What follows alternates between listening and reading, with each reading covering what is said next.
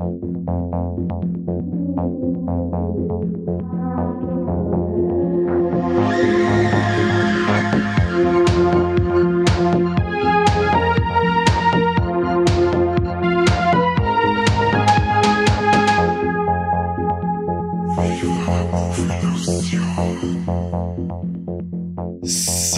servus und Habitäre da draußen zu einer neuen Folge Viva la Movilusion Podcast. Mit mir im virtuellen Studio der Corby. Hallo, hallo, hallo. Servus und sonst keiner mehr. Wir zwei haben wir wieder das Vergnügen und wie schon angedroht, und das habt ihr im Titel schon gelesen, haben wir das REC-Franchise uns wieder mal zur Brust genommen und nach Teil 1 kommt logischerweise Teil 2 und über den reden wir heute. REC 2 von 2009. Wie beim letzten Teil ist es tatsächlich auch so, dass REC für Recording steht. Richtig. Weil die Leute richtig schlau waren, marketingtechnisch hat man das 2 hoch 2 einfach nach oben gegangen. Ja. Das ist jetzt quasi REC Quadrat, oder? REC im Quadrat. Super. Wie war die Movilusion, der Podcast, bei dem du noch was lernen kannst? Bisschen. Nicht viel, aber doch einiges. Magst du vielleicht mal ein bisschen verzeihen, um was im zweiten Teil geht? Und dann zerlegen wir das drum einmal. Ja, ich gebe mir Mühe. Dazu muss ich vielleicht ganz kurz nur umschreiben, um was es im ersten Teil ging, weil die zwei tatsächlich aufeinander aufbauen.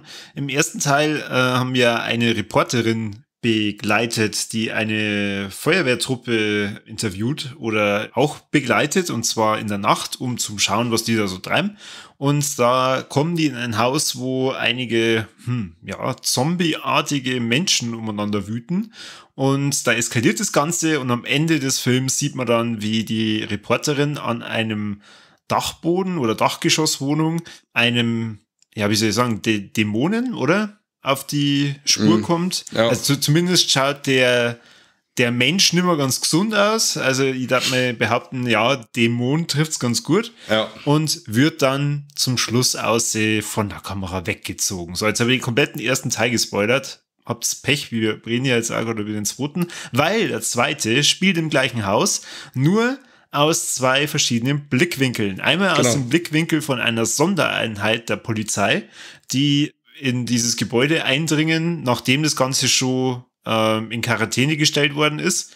Und die haben dann da nur einen Dr. Owen dabei, wo es nicht genau so recht wissen, was das mit dem machen sollen, weil der ist angeblich vom Gesundheitsministerium und gibt ihnen da die Befehle. Genau. Und der zweite Blickwinkel, den wir da haben, sind ein paar Jugendliche, die nerven. Ja, ich hätte jetzt eher gesagt, eine Mutprobe machen und schauen, dass sie in das Haus reinkommen und das dann auch schaffen und diese Mutprobe relativ schnell bereuen. Genau. Ich habe ja einmal gesagt, oder du hast gesagt, dass ich vollmundig behauptet habe, dass der zweite Teil besser ist wie der erste. Ja. Muss ich jetzt revidieren. Jetzt habe ich mir nochmal angeschaut. Und also er ist wirklich, mir hat das sehr gut gefallen, immer noch. Aber das Alleinstellungsmerkmal vom einen sei einfach die krasse Atmosphäre und die permanente Anspannung kann der Zweiter nicht mehr so recht aufrechthalten. Also ich fand schon super, dass der wirklich in dem Moment losgeht, wo der erste Teil aufhört und dass das aus der Sicht von der Spezialeinheit ist, mit den Helmkameras, wo es das Ganze noch dynamischer, noch abwechslungsreicher macht, finde ich super. Ja. Da kommt ja dann wieder mal Vergleiche. Also ich bringe den Vergleich immer gern mit den Sequels. Das ist wie Alien und Aliens. Der erste Teil ist eher dann so die atmosphärische Geschichte und das Etablieren von einem Setting, und der zweite Teil setzt einfach nochmal einen drauf. Diesmal eben auch mit einer Spezialeinheit, wie eben auch bei Aliens, die da quasi reingeht und schaut, was da los ist. Also ich finde aber die Vergleiche gar nicht so verkehrt. Also sie wollten da nochmal so richtig einen draufsetzen, haben es auch geschafft, aber ja, man muss nicht immer für gut halten, wenn man einfach nur mal jedem Apps draufsetzen muss. Wobei man sagen muss, für eine Fortsetzung haben es sehr viele neue Ideen drin, oder das wurde das REC-Universum erweitert, sage ich jetzt mal. Das fand ich ziemlich cool, trotz allem. Ja, stimme ich dir zum Teil zu. Also ich habe mir den Film natürlich angeschaut mit dem Wissen, dass du gesagt hast, das ist der bessere Teil. Ja. Und was ich dem Film schon mehr zugute halte wie beim ersten, ist, dass die Horrorelemente um einiges nachgelegt haben. Und du ja eigentlich von dem ersten Moment ab, wo du in das Gebäude reinkommst, mit der riesen Blutlache da gleich im Eingang, dir schon ein bisschen in die Hose machst.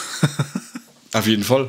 Und es ist auch so richtig schön, wie sage ich jetzt mal, rekonstruiert, wenn man wirklich den Hausgang weiter hinseckt und dann die Blutspritzer am Boden und so. Und man kann, oder wenn man den ersten Teil kurz vorher gesehen hat, wie es jetzt bei mir der Fall war, dann kann man halt nur genau sagen, ach ja, da ist der Feuerwehrmann runtergefallen, den hat's da gespatzt und da war das und hin und her. Also das hat immer noch genau dieselben Räume und Dinge wie im ersten Teil, wo ich halt immer cool finde, wenn etwas so kohärent ist. Es gibt ja diese Sequels wie zum Beispiel Tanz der Teufel 2, wo man sagt, okay, das ist nicht kohärent oder der schließt nicht an oder das ist, da passt es überhaupt nicht zusammen.